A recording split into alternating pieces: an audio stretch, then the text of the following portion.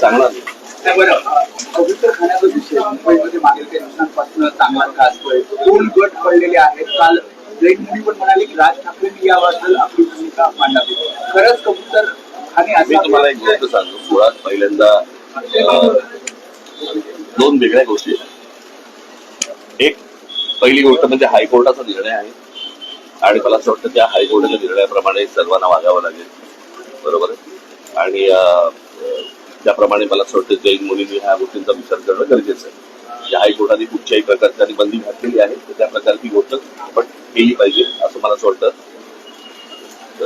त्यांना समजलं पाहिजे.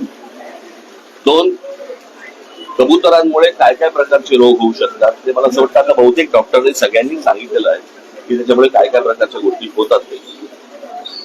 त्यांना खायला घालू नये याच्यासाठी म्हणून जे हायकोर्टाने सांगितलं त्याच्यानंतर जर समजा खायला घालत असतील तर मला असं वाटतं की त्याच्यावरती पोलिसांनी कारवाई करणं गरजेचं आहे. जर हायकोर्टाचा निर्णय असा आहे की त्यांना खायला घालू नका त्याच्यानंतर जर समजा उगा धर्मच्या नावाखाली जर समजा तुम्ही खायला घालत असाल तर ते अत्यंत चुकीचं आहे.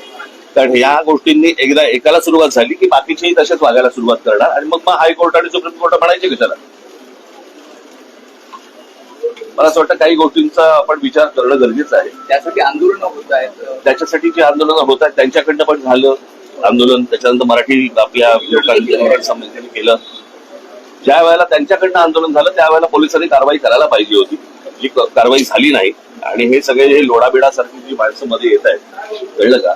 लोढा मंत्री आहेत कुठच्या समाजाचे मंत्री नाही आहेत. त्यांनी मला असं वाटतं की महाराष्ट्राचा आणि कोर्टाचा नीट मान राखला पाहिजे. आणि ज्या लोकांनी काय सूर्या बिल्या काय आणले असेल मला असं वाटतं पोलिसांनी त्यांच्यावरती कारवाई केली पाहिजे. काल जे काही मराठी लोक तिकडे गेले होते त्यांच्यावरती ज्या प्रकारची धरपकड आणि ज्या काय धक्काबुक्की आणि मग पत्रकारांना पण मारले घेतले मला असं वाटतं हा काय प्रकार चालू आहे मला कळलेलं नाही अजूनपर्यंत. सरकारला नेमकं हवंय काय. की ह्या सगळ्या निवडणुकींसाठी म्हणून सर्व समाजांमध्ये पहिला हिंदी आणून बघितलं त्यांनी. तिकडे लाचकेटा बघितली मग त्याच्यानंतर आता हे सगळं त्यांनी कबुतरं आणली. बरं का आता माहित आहे कुठकुठचे प्राणी परत येतात याच्या पुढे येतील.